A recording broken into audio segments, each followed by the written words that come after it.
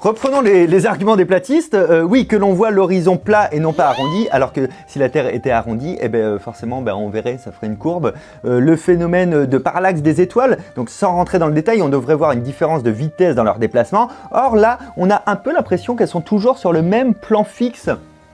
Comme par hasard, Loïc Lagarde. Que les photos de la Terre prises depuis l'espace ont l'air bizarrement photoshopées, tu vois, il n'y a jamais de nuages, c'est trop joli et c'est très bien rond, comme par hasard. Qu'au crépuscule, les rayons du soleil devraient être parallèles. Si le soleil était vraiment à 150 millions de kilomètres de la Terre, et ils iraient tous dans la même direction, ils devraient tous arriver parallèles, comme ça, hein?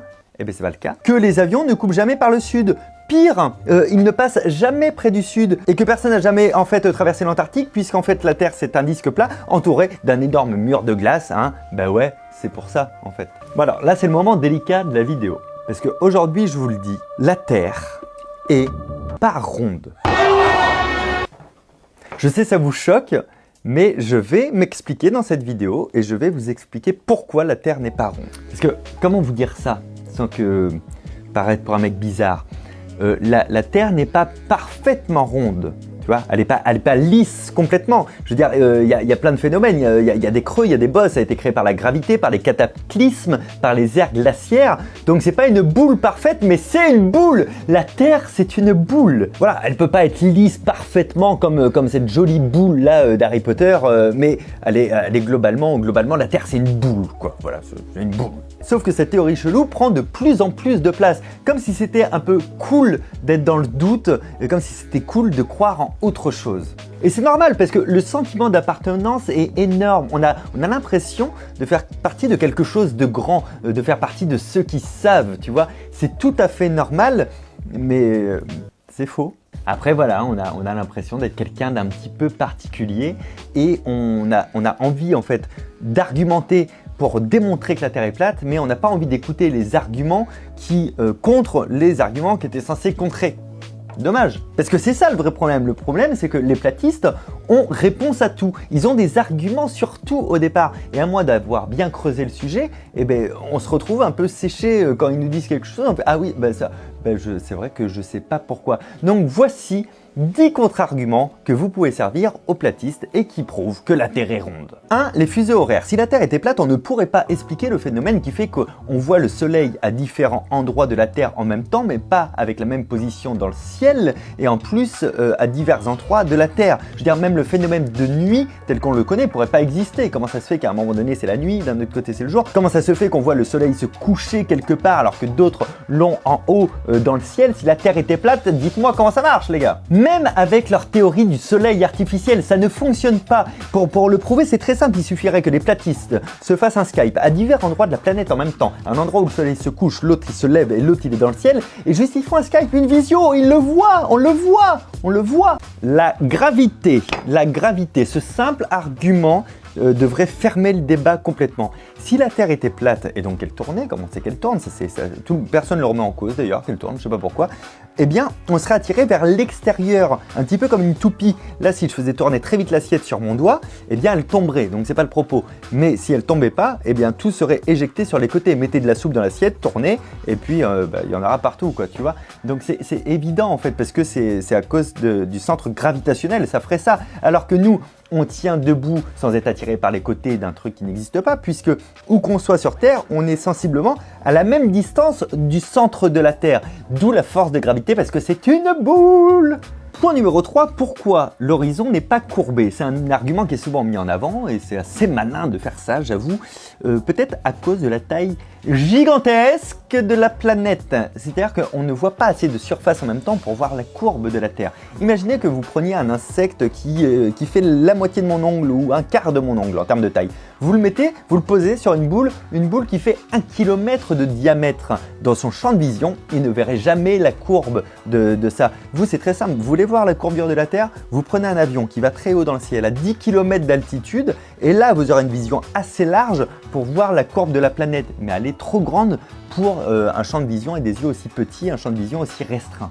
Le point 4. Revenons sur ce que je disais tout à l'heure précédemment, les rayons du crépuscule. Comment ça se fait qu'ils ne sont pas parallèles? Eh bien là, c'est un simple effet de perspective. Exemple concret, vous prenez un platiste, ok? Vous l'emmenez sur des rails de train. Vous le posez là au milieu des rails du train. Bon, Avant que le train passe, vous lui posez la question. Vous lui demandez si les deux rails sont bien parallèles. Il va vous dire oui, parce qu'ils sont parallèles. Et vous lui demandez dans ce cas-là pourquoi quand on regarde au loin, les rails ont l'air de se rejoindre en un seul et même point. Ils sont toujours parallèles. Eh bien pour les rayons du soleil, c'est exactement la même chose. Comme le soleil est extrêmement loin de nous, forcément quand les rayons arrivent, on a cet effet de perspective. Il y a un point de fuite qui est le soleil, car le soleil n'est pas proche de nous. Point 5, qui est leur argument majeur. Comment ça se fait que si la Terre tourne à 1600 km/h, on ne sente pas cet effet de vitesse? Alors, comme dirait mon ami Max Bird, reprenons depuis le début. Quand vous prenez un avion qui vole un transatlantique en moyenne à 1000 km/h, quand vous êtes dans l'avion, est-ce que vous sentez la vitesse? Non, vous pouvez vous balader dans le cockpit sans problème, vous pouvez aller aux toilettes, tout se passe bien. Bon, ça déjà, c'est exactement la même chose. Mais pour mieux le comprendre encore, dites-vous que parler de kilomètres/heure, ça n'a aucun sens. Il faut rationaliser ça, encore une fois, avec la taille de la planète, avec les degrés de rotation. Vous voyez, quand la planète, elle tourne en fait, elle tourne à 1600 km/h, ça ne veut rien dire. Elle tourne à 0,25 degrés par minute. Elle se tourne comme ça de 0,1 de degré par minute. Ça fait 0,004 degrés par seconde. On ne peut pas le sentir. Vous le mettez sur un tourniquet. Si vous n'avez pas de tourniquet sous la main, vous le mettez debout devant vous. Dans les mains, vous lui mettez une tasse que vous remplissez jusqu'en haut, presque à ras-bord. Et vous lui demandez de tourner à la vitesse hallucinante d'1/4 de degré par minute. Ok ?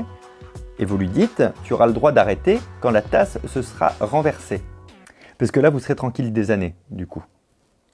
C'est parti pour le point 6, Francis, avec le Sud et l'Antarctique. Je vous ai parlé de la problématique tout à l'heure de comment ça se fait que personne n'a traversé l'Antarctique, comment ça se fait qu'il n'y a jamais d'avion qui passe près de l'Antarctique, tout simplement parce que la Terre est plate et elle est entourée d'un mur de glace et c'est pour ça. Bon, en fait, il y a eu des expéditions en Antarctique. Ça a été traversé plein de fois. Il y a même au milieu de l'Antarctique une base avec un drapeau, une statue de Lénine. C'est récent. Et alors pour les avions, il suffit d'aller sur un site spécialisé, je vous en mets un en lien dans la description, qui traque les avions. Vous le regardez quelques minutes ou une heure et vous allez voir des avions qui, oh my god, passent près de l'Antarctique. C'est juste que les routes commerciales sont plus simples après parce qu'on vit moins à l'extrême pôle sud et à l'extrême pôle nord, c'est tout. On vit plus en fait au milieu mais c'était tellement simple à vérifier. Point 7. Concernant les étoiles, alors oui, elles ont l'air d'être sur le même plan parce qu'elles sont à des millions de kilomètres de nous. Ça, c'est tout à fait normal, voilà. Et si vraiment la Terre était plate, ça veut dire que depuis 300 000 ans que l'homme est sur Terre, on verrait toujours les mêmes étoiles aux mêmes endroits. Ça ne bougerait pas. Il n'y aurait pas de cycle possible comme celui qu'on vit. Alors, là encore, certains platistes disent oui, mais en fait, c'est un système très sophistiqué. Ils le changent en fait régulièrement.